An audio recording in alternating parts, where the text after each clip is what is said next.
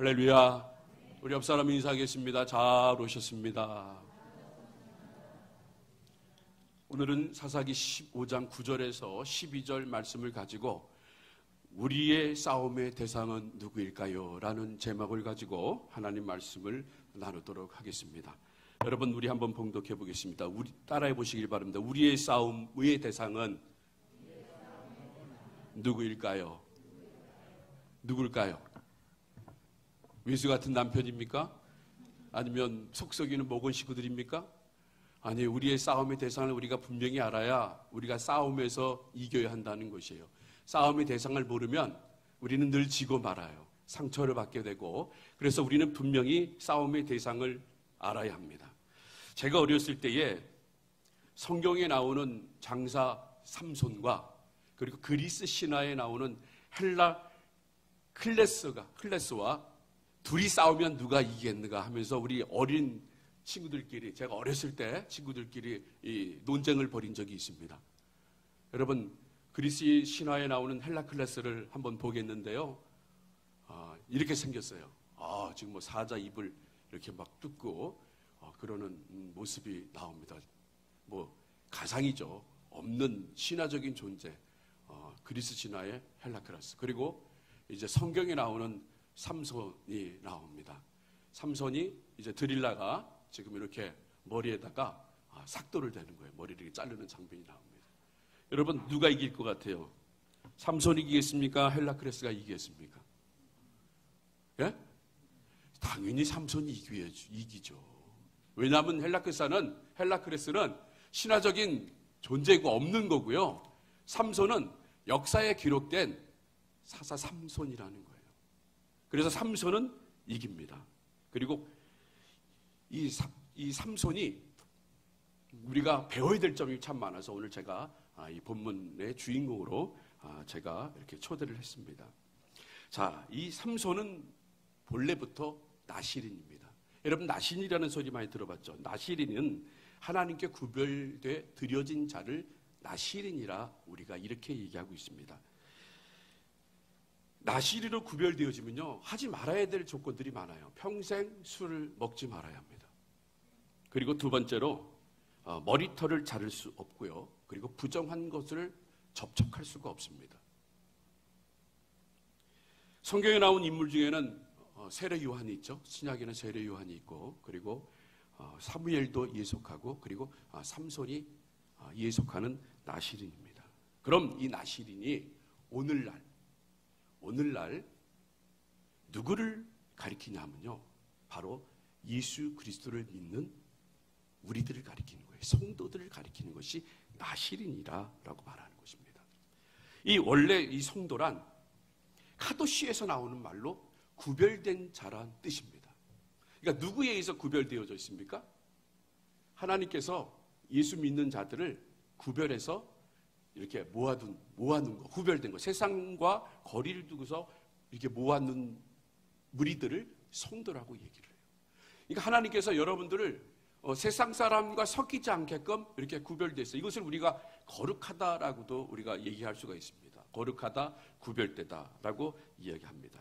그러게 우리는요, 삼손이 본인의 의사와 상관없이 나실인이 된 것처럼 이미 우리는 창세전에 하나님께서 우리를 선택하셔서, 예정하셔서 구별되게 만들으셨다는 거예요. 하나님을 믿는 백성으로 만들었기 때문에 나실인이 자기 마음대로 살아서 안 되는 것처럼 성도들도 자기 마음대로 살아서는 안 된다는 것이에요.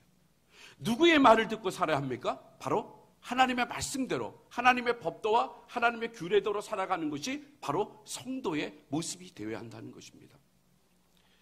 그런데 이렇게 살아야 할 삼손이 하지 말아야 할 것을 했기에 이제 불행을 자초하게 합니다. 그것이 뭘까요?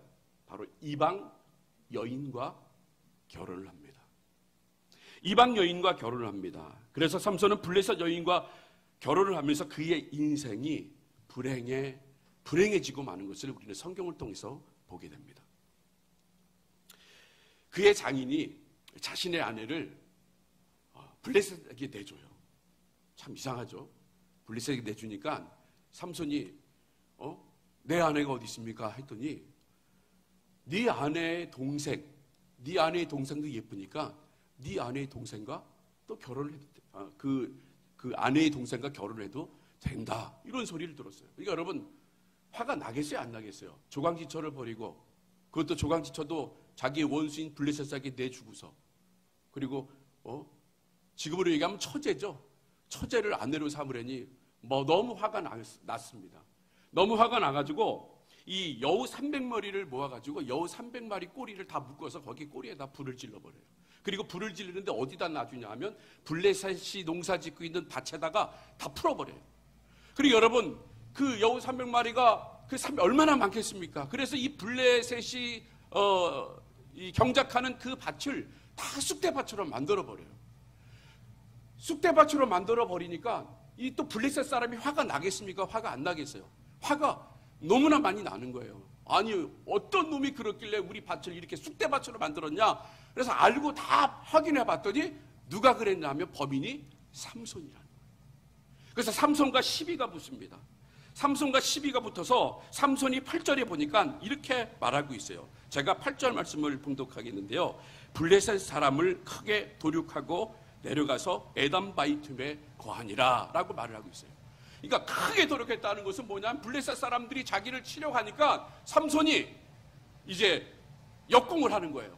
그래서 블레셋 사람들을 다 크게 많은 사람들을 다 도륙해서 죽여버렸습니다.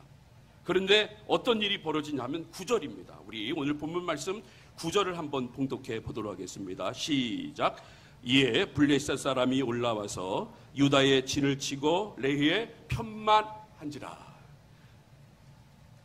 이제 블레셋이 이제 삼손을 공격하기 위해서 이제 진을 치고 전쟁을 일으키려고 합니다. 이 전쟁을 일으키고 할 때 블레셋 전략을 우리가 알아야 합니다. 이 블레셋 전략이 어떠냐 하면 10절에서 12절 말씀을 보니까 직접 싸우는 것이 아니라는 거예요. 블레셋이 나와서 직접 싸우는 것이 아니라 이스라엘의 사람들을 보러 삼손을 붙잡으라고. 만약에 이스라엘 사람들에게 삼손을 붙잡지 않으면 이스라엘 니네들이 다 당할 것이다. 한 사람만 내주면 니네 이스라엘 사람들이 다 살 것이다. 라고 하면서 이제 교묘한 전술을 하는 것입니다. 그러니까 동족끼리 싸우라는 거예요. 동족끼리. 그게 바로 블레셋의 전략인 것입니다. 이 자기 동족끼리 싸움을 붙이기는 이 블레셋은 마귀와 비슷한 전략을 쓰고 있는 것이에요. 자기들끼리 싸우는 거예요. 자기 동족끼리 싸우는 것이 마귀의 전략입니다. 한 예로 미국이 전쟁을 해서 패한 나라가 있는데요. 유일하게 베트남이에요. 베트남 전쟁은 1960년부터 1975년까지 무려 15년 동안 전쟁을 했는데 결국 그렇게 강대국인 미국이 무너졌습니다. 무려 베트남 전쟁에서 전사한 사람이 54만 명이나 돼요. 여러분 한국 군인들도 많이 죽었어요. 한국 군인들도 그 당시에 5만 5천 명이나 죽었어요. 많은 사람들이 죽었습니다. 그래서 너무나 많은 사상적으로 인해서 큰 피해를 입은 미국들이 그 다음서부터는요 직접 전쟁에 뛰어드는 것을 자제했어요. 지금도 미얀마에서 막 700명이 죽고 800명이 죽고 1000명이 죽어도 미국이 개입을 안 한 이유가 뭐냐 하면 서로 타격이 크니까 안 하는 거예요. 지켜보는 거예요. 이거는 그 나라 일이니까 그 나라에서 알아서 해라. 왜? 타격을 입는 건 불을 보듯 뻔하기 때문에 그렇다는 거예요. 그래서 그들은 직접 전쟁을 참여하는데 그 대표적인 예로 여러분 그 아프가니스탄 탈레반을 무너뜨리기 위해서 이 미국은 누구하고 손을 잡냐면 이 북부 동맹군하고 손을 잡아요. 북부 동맹군을 손을 잡아가지고 그들에게 무기를 제공합니다. 무기를 제공해서 너희들이 탈레반을 잡아라. 그러면서 자기들끼리 이렇게 싸움을 하게 만들어요. 그러니까 내전을 하는 거죠. 내전을 하면 결국 당하는 사람이 누구예요? 그 아프가니스탄에 살고 있는 어린이나 그리고 여인들이 피해를 보는 겁니다. 그래서 미국은 지상군을 웬만하면 투입을 안 해요. 그냥 배에서 미사일을 쏘서 보내든지 비행기를 가지고 뭐 폭격기를 보내서 공습을 한다든지 뭐 이런 것만 하지 막 직접적으로 지상군을 투입해가지고 안 하는 이유가 피해가 있기 때문에, 그 피해 규모가 상당하기 때문에 웬만하면 그 싸움을 안 한다는 것을 알 수가 있어요. 바로 이런 전술이 사단이 우리들에게 교묘해하는 전술이라는 것이에요. 왜 그러냐면 창세기에 보면 사단이요, 하와를 직접 유혹을 하잖아요. 하와를 불러다가 하나님이 뭐 어떻게 하라고 그랬냐 그랬더니 동산 중앙에 있는 선악을 알게 하는 나무만 먹지 말, 씨과는 먹지 말고 다른 것을 다 먹으라고 그랬더니 사단이 뭐라 그랬어요? 뱀이 뭐라 그랬어요? 아니다, 먹어도 괜찮다. 먹으면 하나님처럼 될 것이다. 지혜도 있게 되고 똑똑해질 것이다. 그러니까 먹으라고 그랬어요. 그랬더니 하와가 그걸 덥석 물었습니다. 그걸 먹었어요. 그리고 자기 남편인 아담에게도 그걸 권해가지고 인간의 죄를 짓게 만들었어요. 그래서 하나님이 뱀을 불러가지고 저주를 내립니다. 무슨 저주를 내립니까? 네가 종신토록 배로 기어다니고 흙을 먹겠다. 그러니까 뱀의 입장에 봤을 땐 자기가 직접 개입을 하니까 큰 타격을 입은 거예요. 지금도 뱀은 기어다니잖아요. 그러니까 사탄이 그런 존재인 거예요. 큰 피해를 입은 거를 자기가 당해봤기 때문에 어떻게든 교묘하게 자기들끼리 싸우려고 이렇게 유혹을 하는 것입니다. 그래서 예수님도 가장 가까운 사람부터 공격을 받았어요. 그것이 바로 제자 가룟 유다로부터 배신을 당했습니다. 이 고난 그 자체의 고통도 있지만 이 배신감 때문에 오는 고통도 이루 말할 수가 없어요. 우리 교회 원로 목사님이 늘 강조하던 말씀이 있으세요. 사람은 믿음의 대상이 아니라 사랑의 대상이다 라고 말하고 있어요. 저는 그 말씀을 이렇게 마음속에 새겨요. 사람은 믿음의 대상이 아니라 오직 믿음의 대상은 누구예요? 하나님인 거예요. 우리 성도들은 믿음의 대상이 아니라 사랑할 대상인 거예요. 그러니까 이 말이 계속 그 마음속에 생기게 돼요. 그런데 이 헬라어에 보면은 디카이오시네라는 단어가 있습니다. 이 디카이오시네라는 이 단어를 번역하면 하나님의 의라고 말합니다. 하나님의 의. 이 하나님의 의가 뭡니까? 하나님은 의로운 혹은 정의로운 분이라는 것입니다. 그런데 우리는 이 의의 개념을 잘못 이해하고 있습니다. 이 디카이오시네라는 인간 사이의 의가 아니라 하나님과 나와의 올바른 관계를 의라고 말을 하는 거예요. 이 의 개념은 우리가 아무리 잘나서 주어지는 것이 아니에요. 내가 똑똑해서 주어지는 것이 아니에요. 내가 부족하더라도 하나님께서 인정해 주시니까 우리가 의를 받는 거지. 내가 뭐 똑똑하고 내가 잘나고 내가 돈이 많아서 내가 의롭게 된 것이 아닌 거예요. 그리고 의가 된 것은 믿음에 의해서 의가 주어지는 거예요. 그래서 하나님에 의해서 부여된 수동적 의를 우리는 말하고 있다는 것이에요. 그러니까 여러분이 하나님의 의를 받았어요. 하나님 관계의 의를 받았어요. 여러분 의인입니다 라는 것은 뭐냐? 여러분이 뭐 똑똑하고 잘나서 아니에요. 하나님 보시기에는 여러분들 보실 때, 저를 보실 때나 다 똑같아요. 50고 100고라는 말이 있잖아요. 50이나 100고나 그게 그거라는 말이에요. 하나님이 보실 때는 여러분들은 정말 죽을 수밖에 없는 우리들이었지만 그런 예수 그리스도의 십자가에 달려드는 그분을 믿으니까 하나님께서 그냥 인정해 주시는 거란 말이에요. 이게 바로 디카이오시네라는 말이라는 것이에요. 그래서 우리는 이 의를 얘기할 때 내 공로, 내 노력 가지고는 되어지지 않는 것, 이게 바로 의라는 거예요.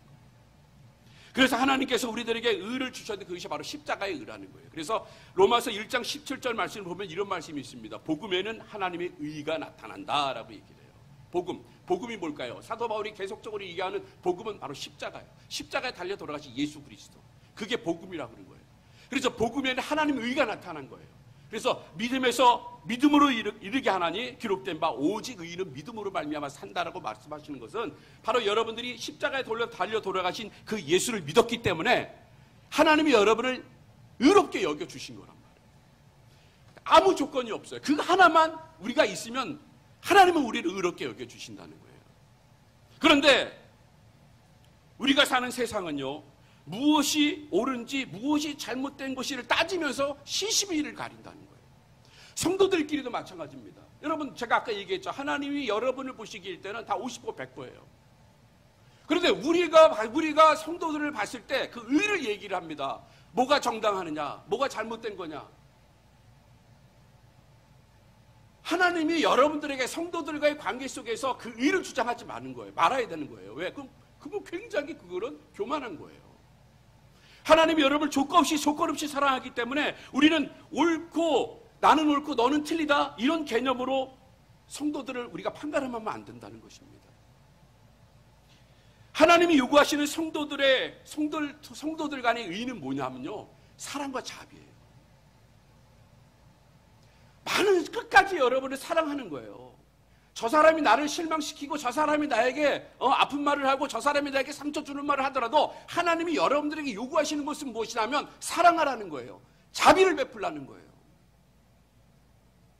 바로 그것이 성도들의 의라는 거예요. 그렇게 해야 된다는 얘기입니다.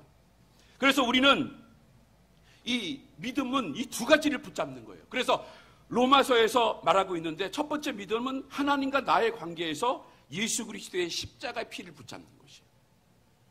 그리고 두 번째 원리는 로마서 12장 이후에 나오는 것인데 바로 성도들과의 관계입니다.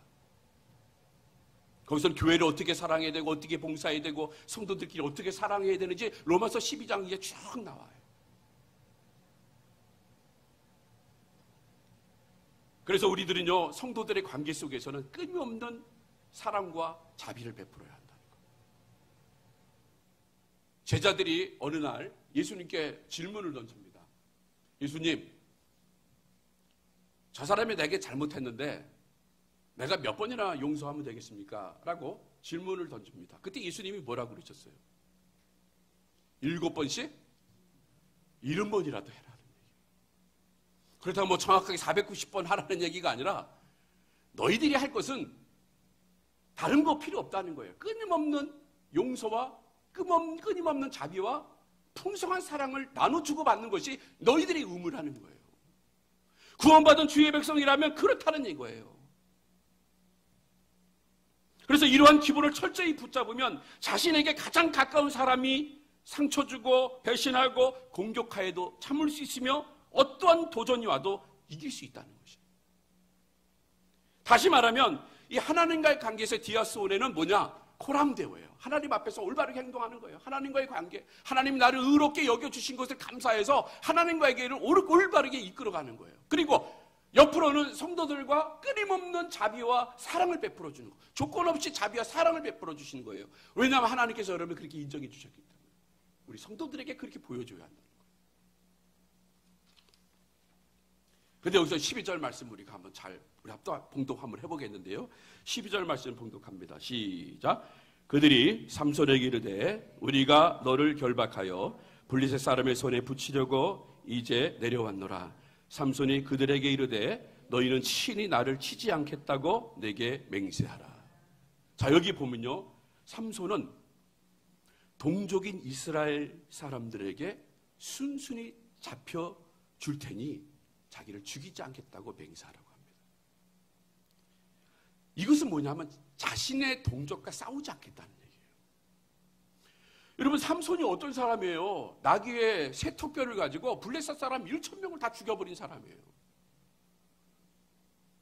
하나님이 그런 능력을 주셨어요. 마음만 먹으면 자기를 대적하는 사람은 다 죽일 수 있는 그런 힘을 가지고 있는 사람이 바로 삼손입니다.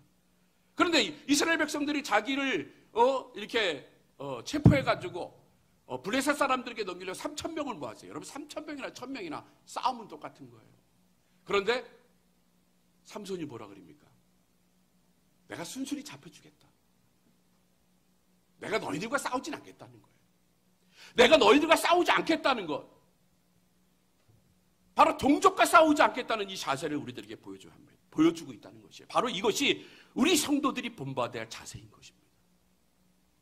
교회 안에서 같은 성도들끼리 싸움을 하면 안 된다는 것이에요.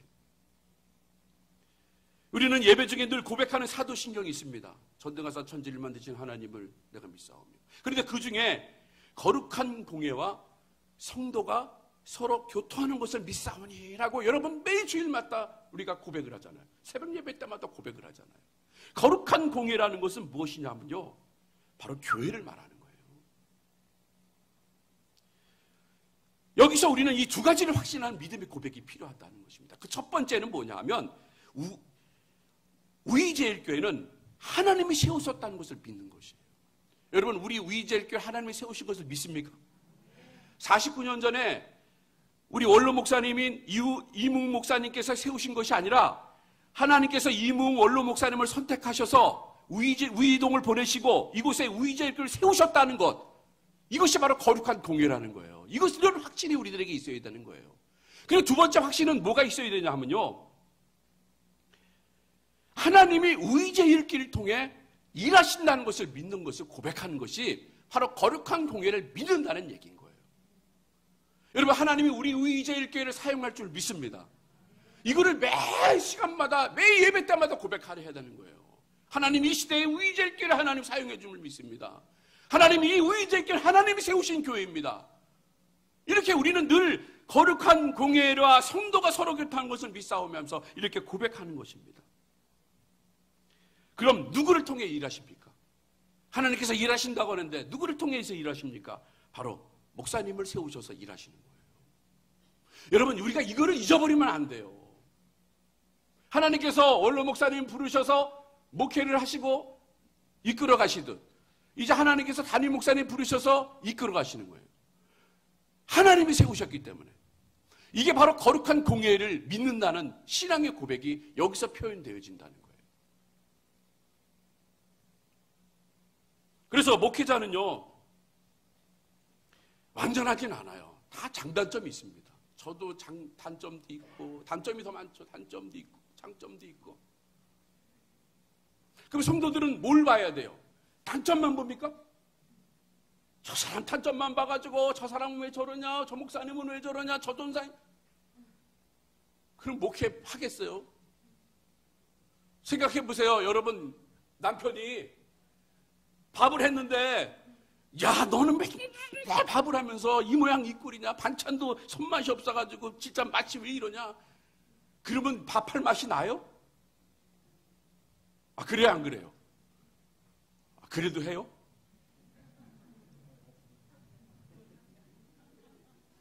좋은 점만, 장점만 보는 거예요. 장점. 하나님이 삼손을 칠 때 얼마나 답답했겠습니까? 그럴 때 그의 장점만 보는 거예요. 장점만. 동족과 싸우지 않겠다는 그 마음, 동족을 지키겠다는 그 마음을 보고 하나님이 쓰시는 거예요. 한국교회를 이끌어갔던 목사님들도 마찬가지입니다. 다 잘나서 되신 거 아니에요. 여러분, 그분들 흠을 보세요. 과오가 있습니다.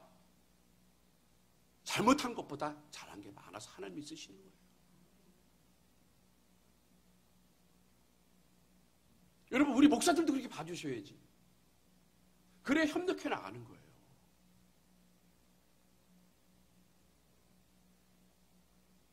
내 말만 잘 들어주는 목사가 최고다. 아니에요, 여러분. 목사는 오직 하나님 말씀을 듣고 하나님 말씀을 묵상하고 하나님이 말씀하시는 것을 선포하는 거예요. 바로 그게 목회자인 거예요. 이게 기본. 사람의 눈치를 보고 눈치 빠르면 잘해요. 아닌 거예요. 우리 목사님이 그걸 잘하셔. 아주 그냥 하나님 말씀만 붙잡고 가시는 거예요.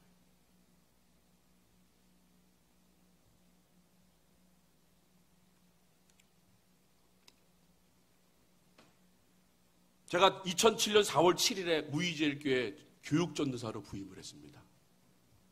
벌써 엊그제 온 것 같은데, 아까 우리 최돌 집사님 신방하면서 다원이가 16살 됐대요.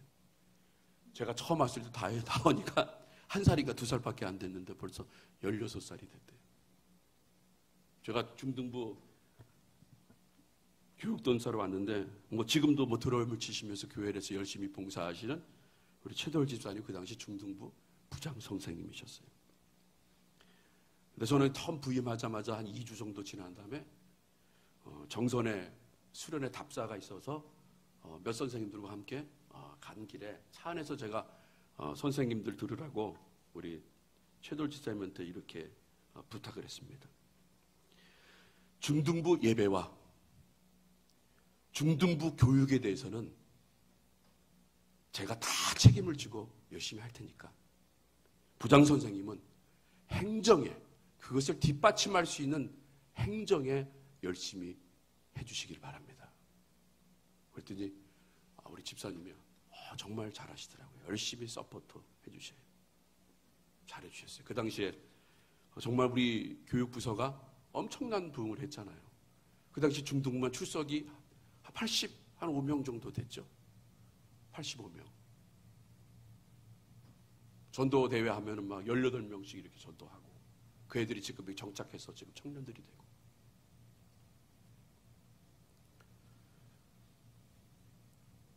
그런데 그것을 모르고 목회자가 해야 할 일과 평신도가 해야 할 일을 구분을 못 해버리면 결국은 어려움에 빠지게 돼요. 목회자가 할 일이 있어요. 목사가 할 일이 있고, 또 평신도가 해야 될 일이 있고, 평신이 할 일이 있어요. 그런데 그것이 막 혼동이 돼버리면 이건 나중에 뭐가요? 걷잡을 수가 없어요. 이걸 잘해야 되는 거예요.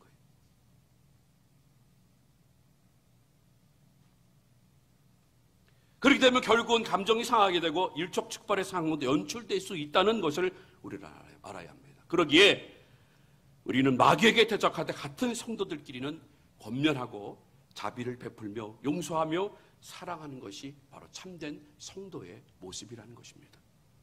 여러분, 다윗이 그랬습니다. 다윗이 자신을 죽이려고 혈안이 된 사울왕을 여러 번 죽일 기회가 있었어요.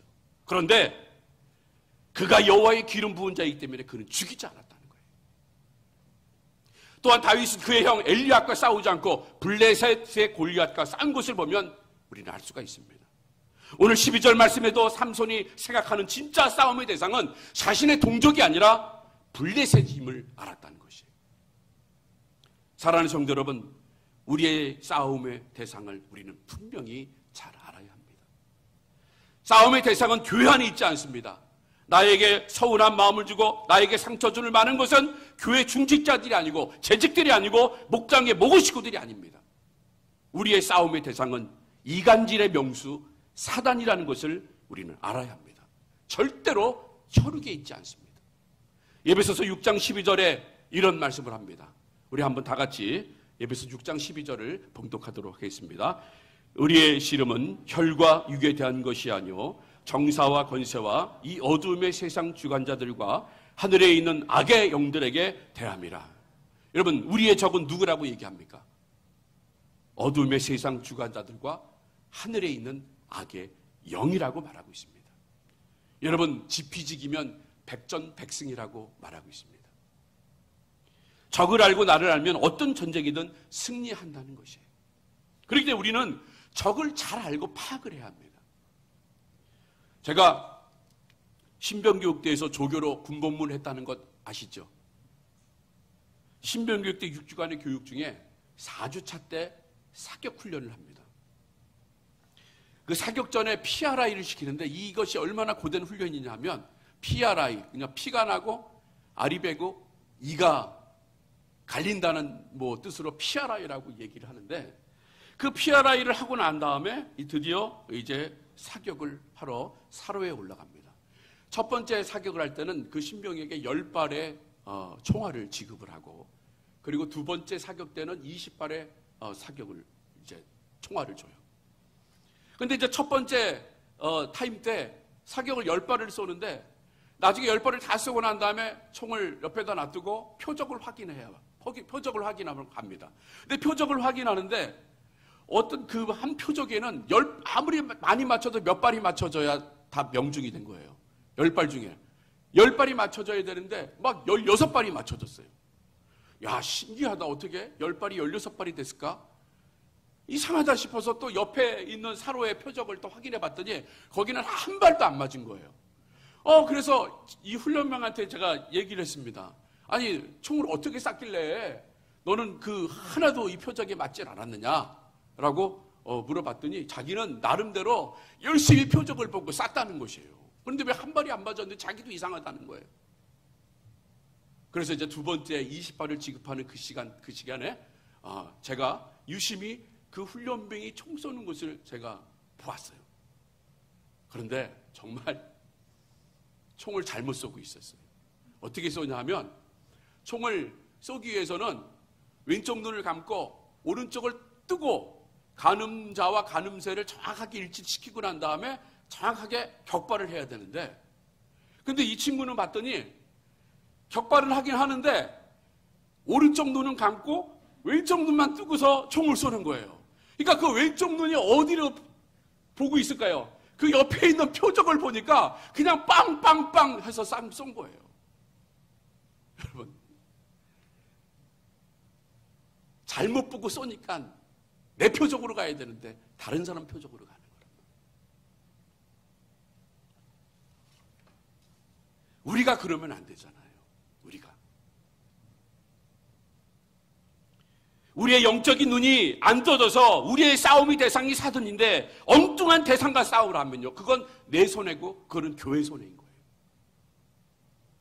그러므로 싸움의 대상을 우리는 잘 알아야 합니다.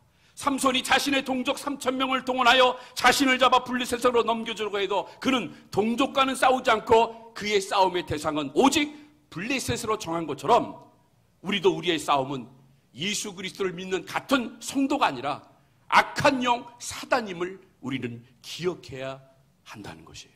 그래서 우리의 싸움의 대상은 사단인 거예요. 그렇기 때문에 성도들끼리 절대 싸움하면 안 되는 거예요.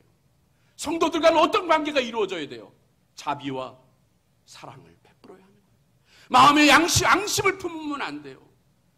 끝까지 우리가 사랑해줘야 돼요. 성도들은 뒤끝이 들어오면 안 돼요. 뒤끝이 깨끗해야 돼요. 한번 언쟁이 벌쳐지면 뒤에 다 수습을 해야 돼요. 안 보면 그만이겠지. 안 보면 땡이라고 하면요, 문제가 심각해지는 거예요. 끝까지 안 봐. 죽을 때도 안 봐요. 죽을 때도 안 봐. 저 천국에 하나님이 기다리고 계시고 예수님이 기다리고 계신데도 끝까지 화합을 안 해요. 화해를 안 합니다. 이런 안타까운 일이 어디 있어요? 그의 뒤에서 그를 조종하는 사단을 우리가 보고 그 사단과 대적해서 우리가 승리해야 되는데, 그런데 우리는 영적인 눈이 안 떠져서 그 사람만 바라보고 있다는 거예요. 너무나 안타까운 일이죠. 말씀을 맺겠습니다. 지금 이 세상은요, 사단이 활발하게 활동할 수 있는 영적 환경이 아주 잘 조성되어 있습니다. 사단이 얼마나 좋아하겠습니까? 예배는 안 드리는 분들이 너무 많아.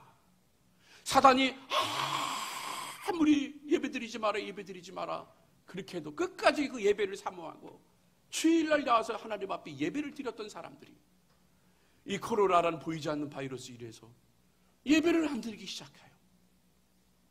제가 새벽에 한번 그랬죠. 예배 안 드리는 건 죄라고. 정부에서 방역 지침을 어기면 그게 죄라고. 그래서 정부 방역 지침만은 잘 지키지만, 그러나 우리가 정작 하나님 편에 섰을 때 예배 안 드리는 건 분명히 죄예요.